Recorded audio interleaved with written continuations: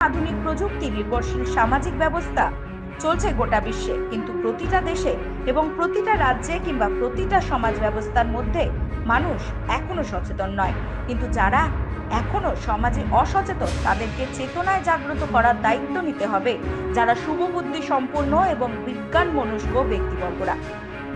তার কারণ সম্পর্কে বিধায়ক বিন্দু দেবনাথ বলেন, আমাদের দেশের এবং রাজ্যের পরিচালিত সরকারের লক্ষ্য একটাই, মহিলাদের সশক্তিকরণ গড়ে তোলা। তিনি আরো বলেন, সমাজের জাতিগত ভেদাভেদ ভুলে গিয়ে পারিবারিক উন্নয়ন থেকে শুরু করে সমাজের এবং রাজ্যের ও দেশের সামগ্রিক উন্নয়নের ভাবনা চিন্তা করাটাই আবশ্যক। তিনি বলেন, পুরুষের তুলনায় মহিলা এখন অনেক পিছিয়ে, কিন্তু দেশে এবং রাজ্যের বর্তমানে সরকার চাইছে সমহারে মহিলাদেরও গুরুত্ব দেওয়ার এবং দেওয়া হচ্ছেও। প্রকৃত অর্থে নারী এবং পুরুষ দুটোই জাতি, বিকল্প ভাবনা চিন্তা করে কোনো লাভ নেই। নর্থ ইস্টার্ন পাওয়ার কর্পোরেশন লিমিটেড ধনপুর বিধানসভা এলাকার মনারচক ত্রিপুরা গ্যাস ভিত্তিক বিদ্যুৎ প্রকল্পের উদ্যোগে এনআরসি হলে একাধিক বিদ্যালয়ের স্কুল পড়ুয়া ছাত্রীদের নিয়ে 7 দিন ব্যাপী বালিকা সশক্তিকরণ প্রশিক্ষণ কর্মশালার শুভ উদ্বোধন করেন বিধায়ক বিন্দু দেবনাথ।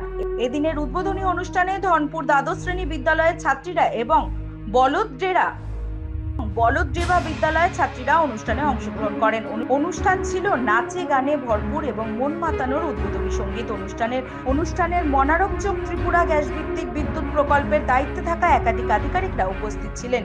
উদ্বোধনী অনুষ্ঠানের পর থেকে চলবে এই কর্মশালার সপ্তাহ কাল অবধি।